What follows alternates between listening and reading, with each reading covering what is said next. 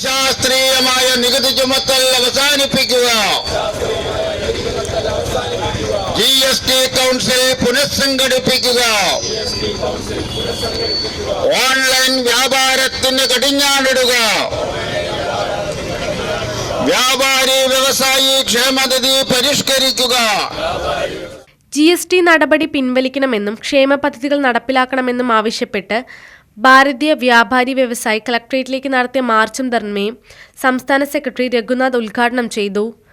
സത്യത്തിലെ വ്യാപാര മേഖലയിൽ ക്രയവിക്രയം നടത്തുന്ന നാം കുറെ ഉൽപ്പന്നങ്ങൾ വാങ്ങിവെക്കുന്നു, അത് മറ്റു ഉപഭോക്താവിന് നമ്മൾ നൽകുന്നു. അതിൽ 5 മുതൽ 24% വരെ GST സ്വരൂപിച്ച് നാം GST എല്ലാ മാസം അടയ്ക്കുന്നവരാണ്. ഇവിടെ ഒരു ക്രയവിക്രയം നടക്കുന്നില്ല. വാടകയ്ക്ക് എടുത്ത ഒരു റൂം അത് കാലാകാലം വ്യാപാരം ചെയ്യാനുള്ളതാണ്. അവിടെ മറ്റു ക്രയവിക്രയം നടക്കുന്നില്ല. അപ്പൊ ഇത് അശാസ്ത്രീയമായ ഒരു സംവിധാനമാണ് വാടകയ്ക്ക് 18% GST എന്നുള്ളത്.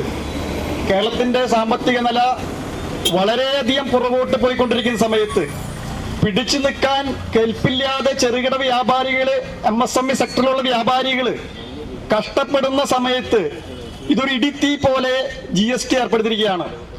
അതുകൊണ്ട് ഇത് പിൻവലിച്ചേ പറ്റൂ.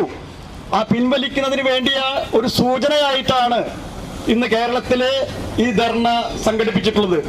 നാമമാത്ര വാടക നൽകി ഉപജീവനം നടത്തുന്ന ലക്ഷക്കണക്കിന് വ്യാപാരികളെ ഒറ്റയടിക്ക് ഇല്ലാതാക്കുന്നതാണ് GST കൗൺസിലിന്റെ തീരുമാനം.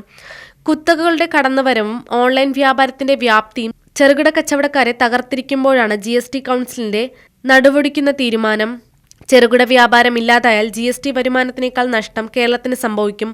ഈ യാഥാർത്ഥ്യം തിരിച്ചറിയാതെയാണ് GST കൗൺസിലിൽ മന്ത്രി ബാലഗോപാൽ നിശബ്ദത പാലിച്ചതെന്നും രഘുനാഥ് പറഞ്ഞു.